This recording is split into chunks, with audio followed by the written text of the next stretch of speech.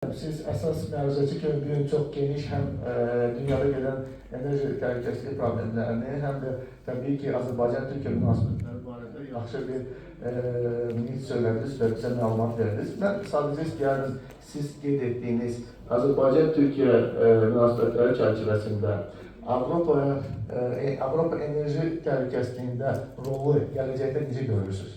Bilirsiniz, bu tam gözəl sualdır və suala görə təşəkkürümü bildirirəm. Bugünkü dünya baxsaq və görərək ki, artıq uluslar arasında beynəlxalq hüquq artıq bitib. Və bizim Cənab Prezident İlham Əliyev bu çıxışlarında dəfələrlə söylədi, güc artıq hüquq kimi çıxış edir. Hüquq güc kimi deyil, güc hüquq kimi çıxış edir. Dünyada baş verən son bir aydakı münasibətlərə biz baxsaq, bunu daha əyani şəkildə görə bilərik. Ona görə də biz daha çox ikitərəfli və çoxtərəfli əməkdaşlıqlara üstünlük veririk və Türkiyə ilə də Şuşa bəyannaməsinin imzalamağımız artıq o deməkdir ki, bütün sahələrdə Türkiyə ilə biz bərabər yola çıxmışıq və dünən forumda da qeyd elədim, 34 il bundan əvvəl ilk diplomatik münasibətlər quruldu Türkiyədə və Azərbaycan arasında. Azərbaycanda Türkiyə böyük elçiliyi yarandı, quruldu və bu münasibətlər 34 ildə bura qədər gəlib çatdı ki, biz artıq nəinki iki ölkə öz arasındakı münasibətlərə Avropanın bir çox məsələləri, o cümlədən də enerji təhlükəsizliyində iki qardaş dövlətin rolu əvəz olunmazdır və nəzərə alsaq ki, hələ bu başlanğıcdır, nəzərə alsaq ki, Türk dünyasının birləşməsi prosesi gedir və nəzərə alsaq ki, Zəngəzur dəhlizi zamanında böyük imperiyaların ən böyük planlarından biridir ki, Zəngəzur dəhlizi Türk dövlətləri arasında belədir ki, ayrılma prosesini başlatmışdı.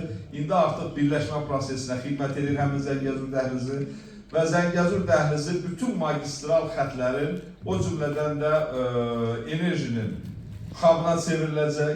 Bugün dünyanın idarə edənlərdir, dünya dövlətlərinin iqtisadiyyatıdır. İqtisadiyyat ticarətlə birbaşa bağlı olan faktordur və Avropadan Asiya və Asiyadan Avropaya ikitərəfli əlaqələrin gediş-gəlişin zaman ölçüsü azalır, yəni Zəngəzur dəhlizinin açılması ilə. Eyni zamanda dünyada baş verən proseslər, siyasi proseslər, yük daşımalarda müəyyən problemlər yaradır. Alternativ buna qədər ki, yollarda artıq müəyyən ciddi problemlər var. Ona görə də bunları da nəzərə alsaq, Türkiyə-Azərbaycan münasibətlərinin dərinləşməsi yalnız bizə deyil, bölgəyə sülh gətirir, təhlükəsizlik gətirir və nəzərə alsaq ki, onu da və bizim yaratdığımız, biz Azərbaycan, Türkiyə və Türk dövlətlərinin təqdim etdiyi bu azadlıqlar Avropanın təqdim etdiyi azadlıqlardan daha üstündür. Bunun bir səbəbini elə buradan hər kəsin qarşısında demək istəyirəm. Nədir? Avropa azadlıqları paketlənmiş şəkildə hazır variantda təqdim edir.